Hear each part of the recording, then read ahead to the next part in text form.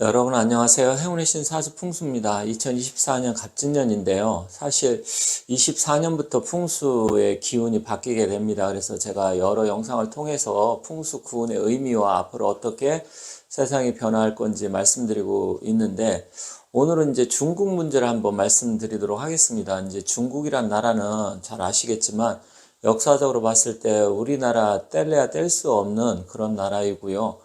또 사실 중국 사람들이 지금 경제 개발을 통해서 많이 나라가 성장을 하다 보니까 굉장히 과거에는 뭐 역사적으로 우리나라를 속국처럼 생각을 했다가, 그리고 80년대, 90년대, 2000년대 초반만 하더라도 우리나라를 배우겠다는 입장을 했다가 최근에는 굉장히 또 뭐 우리나라를 좀 무시하고 있습니다. 이제 국력이 굉장히 커지고 또 실질적으로 뭐 GDP 자체가 인구가 많다 보니까 미국 다음으로 전 세계 2위 국가로 올라서고 있고요. 또 기술력도 상당히 많이 지금 올라오다 보니까 사실은 우리 대한민국에 대해서 이제 과거 속국 생각했던 것처럼 굉장히 안 좋은 형태들을 지금 보이고 있습니다. 더군다나 지금 24년에는 총선이 있는데, 언론을 통해서도 보셨겠지만 중국이 대만이나 우리나라 뿐만 아니라 전 세계 선거 이런 데 개입을 하고 또 여론을 공작을 하고 조작을 하고 계속해서 각 나라의 분란을 일으키고 있습니다. 어떻게 보면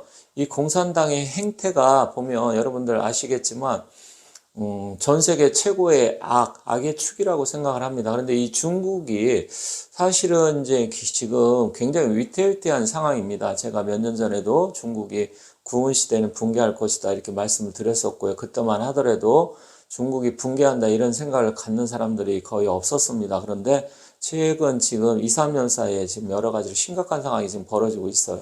그 중에 하나가 중국의 이제 부동산 문제인데, 뭐 다른 미국이라든지 아니면 유럽 경제학자라든지 아니면 미래 예측학자들이 이제 중국이 지금 굉장히 위태위태한 상황이다. 심지어 붕괴 이야기까지 지금 나오고 있습니다. 그런데 사실은 풍수 구은 시대에 그럴 가능성이 굉장히 높습니다. 그래서 역사적인 사실을 보면서 과연 중국이 풍수 구은 시대에 정말 붕괴되고 망할 것이냐. 여기서 이제 나라가 망한다는 의미보다는 정권이 망해서 이제 바뀌게 되는 것이죠.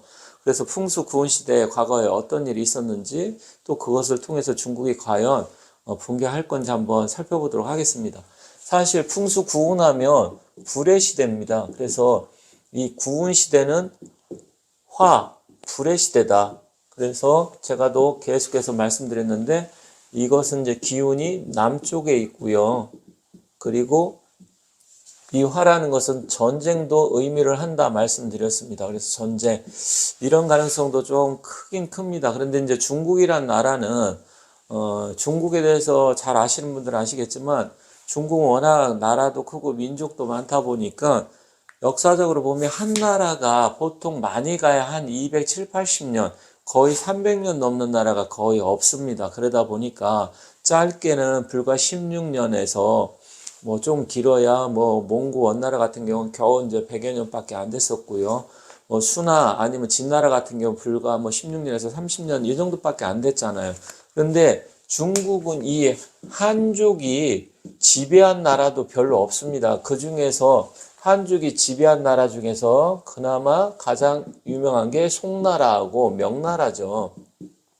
그런데 오늘은 이 송나라 부분에 대해서 좀 말씀드릴 건데, 사실 이 풍수 구운은 불의 시대라고 했는데, 여러분들이 아시는지 모르겠지만 우리 한반도에서도 백두산 폭발 이 이야기가 많이 나오고 있어요. 그런데 백두산이 이 폭발을 했는데 가장 강력하게 폭발을 한 게 언제냐면 946년인데 이때가 병우년입니다. 병우년.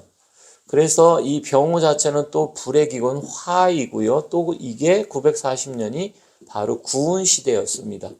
그런데 이 송나라 같은 경우 옛날에 뭐 당송 8대가 이런 이야기도 하고, 또 송나라가 문화적으로, 그리고 중국 역사를 보면 그나마 송나라가 다른 이민족 침략한 거라든지 아니면 어떤 문제 이렇게 일으킨 게 사실은 그래도 송나라가 좀 가장 적어요. 그런데 송나라도 북송 시대가 있고요. 그리고 남송 시대로 이렇게 갈려져 있습니다. 그런데 북송 시대 같은 경우는 옛날에 포청천이라고 여러분 그 드라마 보셨는지 모르겠지만 이 포청천에 보면 개봉구 카이펑구라 그러죠. 개봉구. 그러니까 송나라 수도. 이런 식으로 해서 개봉구에서 이 포청천이라는 사람이 뭐 개작도를 들이대라 뭐 이렇게 해갖고 했었잖아요. 그래서 굉장히 유명해졌는데 이 북송이 망하게 된 게 흠중시대, 흠중 황제 때 망했는데 그걸 정강의 변이라고 하죠. 이 정강의 변 저도 학교 다닐 때 역사 공부하면서 들어봤는데 이게 이제 송의 북송의 흠중시대인데 이게 언제냐? 1126년입니다. 1126년인데 바로 풍수 구운시대고요.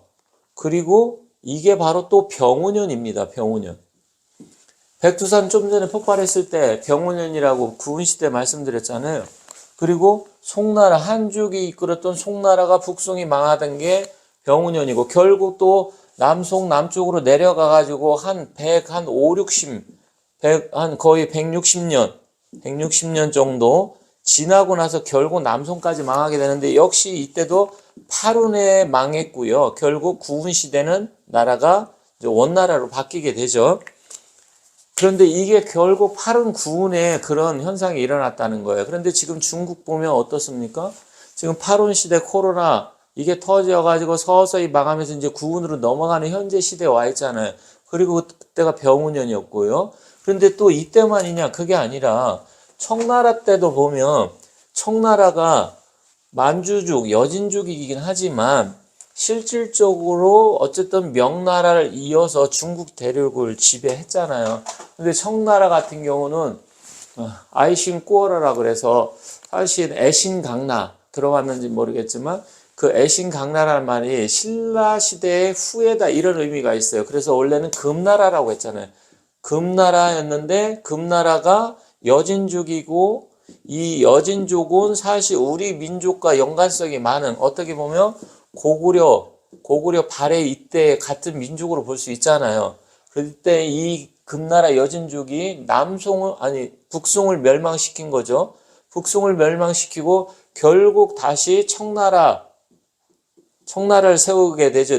누르하치가 이때를 처음에는 후금이라고 했다가 처음에 금나라 했다가 후금으로 해서 결국은 청나라로 바뀐 건데 그런데 이 금이라는 게 결국 신라시대의 왕조 김씨를 나타냅니다. 이걸 금으로 읽잖아요. 금나라. 그래서 나중에 청나라 할 때는 후금시대라고 했다가 결국은 이제 이 금 자체를 이제 청나라를 바꾸게 된 건데 이 청나라 자체가 또 처음에 이제 청나라의 유명한 3대 황제가 있잖아요. 강희 왕제가 있고 그 다음에 옹정 왕제가 있고 건융 왕제 이때가 청나라가 가장 번성한 시기였는데 이 강희 왕제하고 건융 왕제 같은 건 60년을 넘게 황제를 했어요. 굉장히 오래 살았죠. 그리고 옹정 왕제는 14년 정도 했는데 이때가 청나라의 가장 문화적으로 영토적으로 융성하고 왕성했던 시기였습니다. 그런데 이제 청나라가 서서히 멸망하기 시작하면서 1840년 이때가 바로 8운 말입니다. 그러니까 1840년이 바로 경자년인데 이 8운 말서부터 해서 1800 이제 이때 아편 전쟁이 일어나기 시작해요. 그리고 1856년 이때가 또 병진년이네요. 56년이면 병진년 아까 병호 나왔었잖아요. 이때 또 2차 에로 사건 때문에 2차 아편 전쟁이 발생하잖아요. 그러면서 서서히 청나라가 또 무너지기 시작을 합니다. 그러면 앞서 말씀드렸듯이 이 풍수 구운 시대는 전쟁도 많이 있었다 그랬어요. 우리나라 같은 경우는 1862년 임술년인데 그때도 구운 시대인데 어떻게 됐습니까? 진주 밀란 같은 게 발생을 해갖고 전국이 다 난리가 났었잖아요.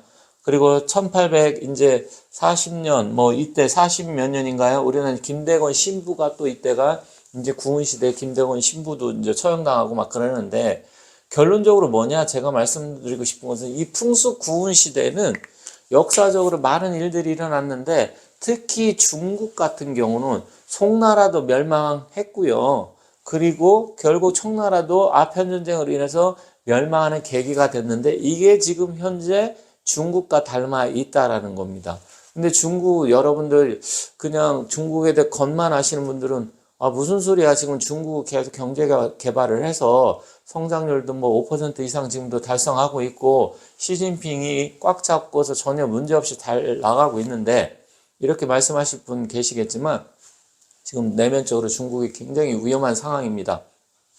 그런데다 중국 같은 경우는 정치국 상무의원이라 해서 7명을 뒀잖아요. 물론 첫 번째 권력 당선 총서기자 주석인 시진핑이 있고요. 이제 3위가 자오러지라는 사람이 있는데 이 2위는 이제 리창이죠. 리강이라고 하는데 그 사람이 총리고 3위가 자오러지인데 얼마 전에 또 자오러지 그 주변의 측근들을 지금 다 붙잡아다 조사하고 숙청을 하고 있습니다. 제가 봤을 때는 그 전에는 태자당이라든지 공천당 아니면 샹하이방에서 3개 계파가 권력을 나눠서 집단 지도 체제를 했지만 지금 습가군 시자진이라고 하죠. 시진핑이 모든 것을 다 하고 있어요. 근데 시진핑이 점점 나락으로 떨어지고 있고요. 또 2027년 뭐 중국이 대만을 침공한다 뭐 이런 이야기도 있는데 그게 바로 26년 병원년이고 27년 정민년이고 25년 을사년인데 이 3년 동안 구은시대 중국이 지금 굉장히 위태위태하다는 겁니다. 그래서 어떤 분들은 그렇기 때문에 대만을 침공할 것이다. 결국은 중국이 이 어려운 시국을 돌파하기 위해서 대만을 침공한다 그랬는데 그렇게 된다고 하면 중국은 나락으로 떨어진다. 이렇게 저는 봅니다. 그러면 과연 전쟁이 일어날 것인가? 제가 다른 영상에서 조금은 어렵지 않나. 사실 중국이 대만을 침공하려고 여러 가지는 준비를 하고 있지만 중국 지금 군 부대 내부의 여러 가지 사정이라든지 또 장비 여러 가지 그리고 과거에도 중국군 이 역사적으로 봐도 옛날에 아편전쟁 일어날 때도 그 북양함대 자체가 굉장히 센 줄 알았어요. 그런데 막상 전쟁이 붙어 보니까 완전히 개판이었습니다. 그 북양함대 그 총 책임자가 이용장이었었잖아요. 그 다음에 이제 원세계라고 위안스카이 여러분들 많이 들어보셨겠지만 결국은 중국은 거포장은 굉장히 역사적으로도 많이 됐는데 막상 붙어보면 실질적으로 완전히 군대가 썩어가지고 지리멸렬하다. 그렇기 때문에 중국이 겉으로는 세워 보이지만 아편전쟁 때도 그랬습니다. 그리고 이 북송시대 여진족한테 망할 때도 훨씬 더 군사력이 강했고 많았어요. 거의 뭐 10배 가까이 있었지만 결국은 다 망했습니다. 그런데 대만을 침공해서 함락을 시킨다?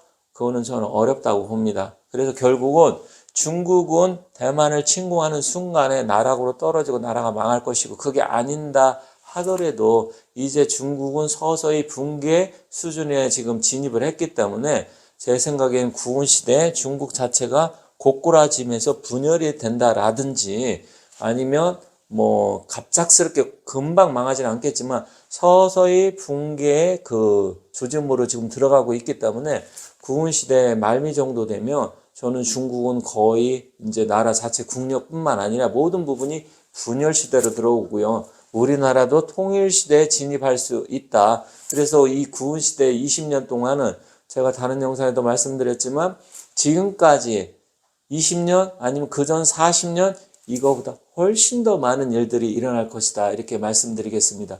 그리고 또 우리나라는 사실은 구은시대 남쪽의 기운이 있어서 우리 대한민국이 문화가 융성하고 또 그 이룬시대가 오는데 이룬시대는 북쪽의 기운이 있어요. 그래서 북쪽이 개발되고 한다. 그럼 이런 얘기는 뭐냐면 북쪽이 북한도 되지만 동북 삼성도 되잖아요.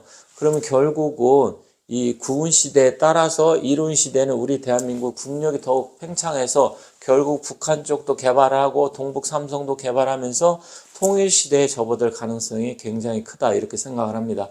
그래서 오늘은 이제 중국 문제, 중국이 구은시대에 역사적으로 어떤 일이 있었는지 말씀드렸고요. 실제로 지금 서서히 붕괴 조짐이 하나 둘씩 나타나고 있다 이렇게 말씀드리면서 다음 또 영상에서 하나하나 좀 더 자세하게 여러 가지 이야기를 말씀드리겠습니다. 자, 지금까지 시청해 주셔서 대단히 감사합니다.